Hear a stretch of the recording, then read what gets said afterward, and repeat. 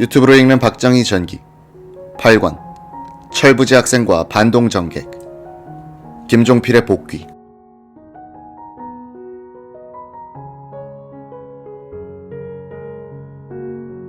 (1965년) 말 박정희 대통령은 정권의 중대 고비였던 한일협정 타결 문제와 월남 파병을 성사시킴으로써 안정기에 접어들었다. 이 무렵 박정희는 기업인과 공무원들의 기강을 점검하는 등 국정의 고삐를 당기기 시작했다. 11월 7일 일요일, 박 대통령은 하루 종일 경제관계 상황판으로 꽉 들어찬 청와대 집무실에 혼자 앉아 제1차 경제개발 5개년 계획사업 진척도를 검토했다. 오후에는 몇몇 정부 경제관계자를 청와대로 불러들여 작성 중인 제2차 경제개발 5개년 계획에 대해 논의했다. 박 대통령은 보시오, 국제수지도 당초 계획을 이렇게 훌쩍 넘었는데 단지 일부 업자들이 샘플과 다른 상품을 만들어 수출하는 바람에 국제 신용을 떨어뜨리고 있단 말이야. 수익을 올리기 위해서 상품의 질을 저하시키는 메이커는 체형을 가할 수 있는 조치를 해야겠어 라고 역정을 냈다. 박 대통령은 11월 18일 해외 공관장들에게 친서를 보냈다. 해외에 출입하는 국내 업자들 중 조금이라도 국가의 체면을 손상 또는 국제 상도위에 위배하는 행위를 하거나 우리나라 업자끼리 지나친 경합 또는 덤핑을 함으로써 국가 이익에 역행하는 행위자가 있을 때에는 직접 정부를 대표해서 엄격히 충고하고 지체 없이 대통령에게 서면 또는 전문으로 보고하라.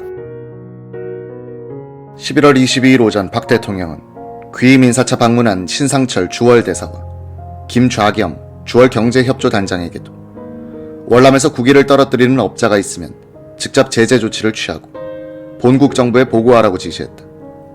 12월 1일 박정희 대통령은 공무원 기강 확립을 위해 출근 시간 준수, 점심 외식 및 요정 출입 금지 지시를 내렸다.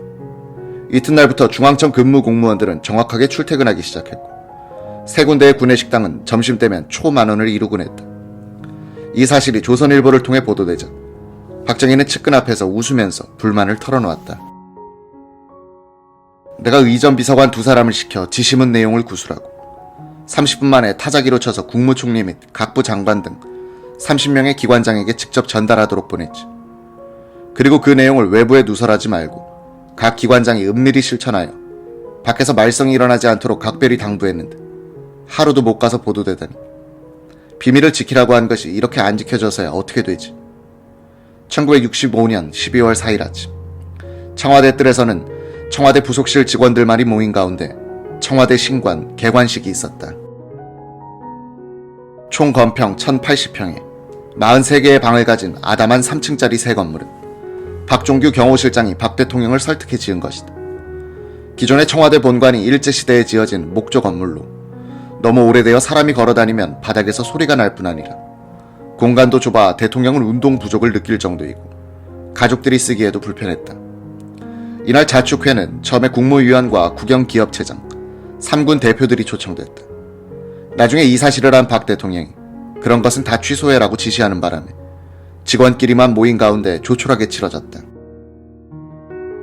이날 오후에야 새 건물로 내려와 본 박정희는 뒤늦게 온 손님들과 함께 지하실의 사격장과 1층에 마련된 기자실도 구경했다. 약 5천만 원의 경비가 소요된 신관 3층에는 대통령 집무실, 회의실, 비서실장실, 경호실장실이 마련됐고 2층에는 경호실과 무전실, 1층에는 비서실과 기자실이, 지하에는 실내 사격장과 식당 및 영사실이 있었다. 참석자들은 앞으로 대통령이 얼마나 신관을 자주 애용하느냐가 건물의 가치를 결정하게 될 것이라고 촌평하기도 했다. 박정희는 평소 본관에 불편을 느끼고는 있었지만 국가 경제를 생각할 때 자신의 집무실은 아무래도 좋다는 입장이었다. 실제로 박 대통령은 생애 마지막까지 신관 집무실을 별로 이용하지 않았다. 이 무렵 박정희는 공화당 정비에 대한 구상을 하고 있었다.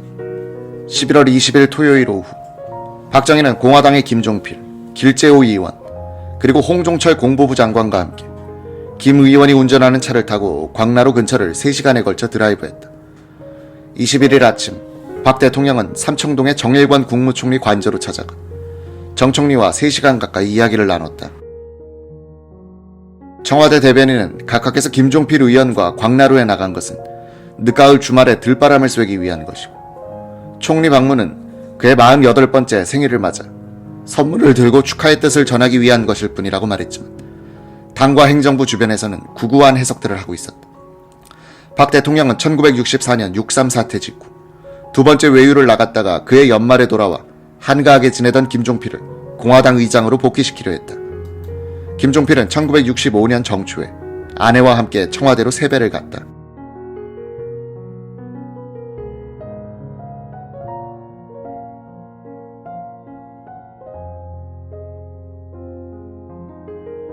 이때 박정희는 저녁을 함께하면서 모처럼 깊은 이야기를 나눴다고 한다.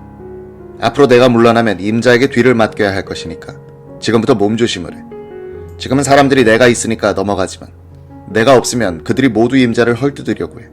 그러니 상처를 받지 말아야 해. 첫째, 돈에 관한 문제는 개입하지 마라. 필요한 것은 나에게 이야기하고. 둘째는 인사 문제야. 어느 곳에든 자기 사람을 보내지 마라.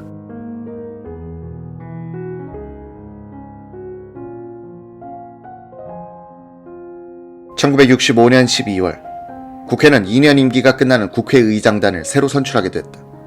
김종필 의원의 당의장 복귀 소식에 김종필계인 김용태, 박종태, 예춘호 등 구주류 측은 고무됐다.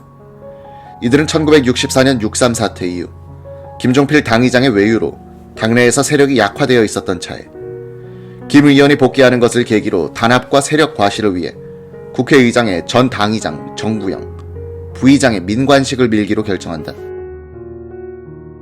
정구영의 생전 회고 11월 하순일 겁니다. 박 대통령의 전화가 있어서 갔죠. 12월에 전당대회가 예정돼 있어서 당내 문제를 얘기했습니다. 김종필을 당의장으로 복귀하게 하는 데는 박 대통령의 생각도 나와 같았어요. 나는 정치적으로 어려운 고비를 넘겼으니 이제부터는 민주 방식의 마음을 써달라고 당부를 했죠. 박 대통령도 문제 처리에 무리가 있었음을 시인하고 해서 내 마음이 가벼웠습니다. 박정희는 정구영에게 내달에는 국회의장 임기가 끝나는데 후임 국회의장을 어떻게 했으면 좋겠습니까? 라고 물었다. 정구영은 좀 뜻밖의 질문이라고 생각했다고 한다. 2년 전 박정희는 정구영에게 국회의장직을 맡아달라고 했다가 방침을 바꾸어 이호상을 지명한 일이 있었기 때문이었다. 정구영은 원칙적으로 이호상 씨를 재추천하는 것이 옳을 것입니다. 라고 했다. 박정희는 뜻밖의 대답을 들었는지 얼굴색이 변하면서 어째서 그렇습니까? 하고 되물었다. 세계 여러 나라 의회법을 보면 국회 요직 임기는 의원 임기와 같게 한 예가 더 많습니다. 그런데 일부 국가에서 임기 중간에 개선할 수 있도록 한 것은 원래 의장은 다수당에서 나와야 하는데 연립으로 다수당이 된 경우 2년을 지나는 사이 연립의 변동으로 다수당이 달라질 수도 있고 혹은 단일 다수당의 경우 당내의 사정, 즉 의장이 소속 정당의 신임을 잃어 바꿔야 할 필요가 생길 수도 있기 때문입니다. 따라서 이 의장을 지명하던 당시와 사정 변경이 없다면 유임이 원칙이 아니겠습니까? 이 의장도 당의 정책을 어긴 일이 자주 있었지 않습니까?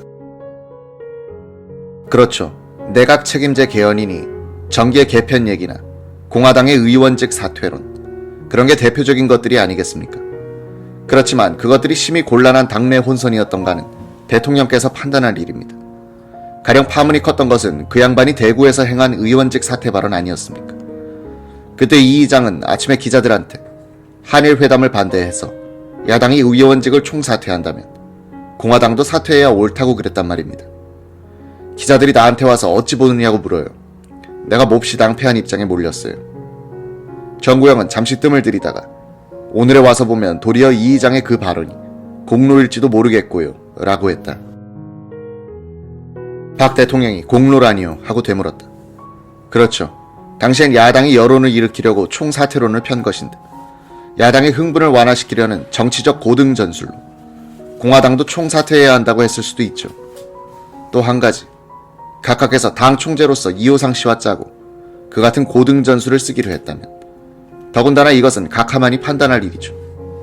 박정희는 빙그레 웃으며 선생님도 거기까지 상상하시다니 저도 정신 바짝 차려야겠습니다 라고 말했다. 1965년 12월에 접어들면서 박정희는 국회 및 공화당의 인선을 위해 당 간부들과 접촉을 계속했다. 12월 10일 오후 2시부터 박 대통령은 전예용 당의장 서리와 함께 청구동의 김종필 의원 집을 방문했다. 두 사람이 떠난 뒤 김 의원은 박 총재가 상임위원장은 전원 경질할 뜻을 밝혔다면서 국회의장 인선에 관한 답변은 하지 않았다. 이 무렵 공화당 간부들은 정구영의 집으로 찾아와 대통령께서는 선생님을 지명하실 생각입니다 라는 말을 해주고 돌아가곤 했다. 정구영은 그거야 의원총회에서 논의해봐야지 라고만 했다고 한다.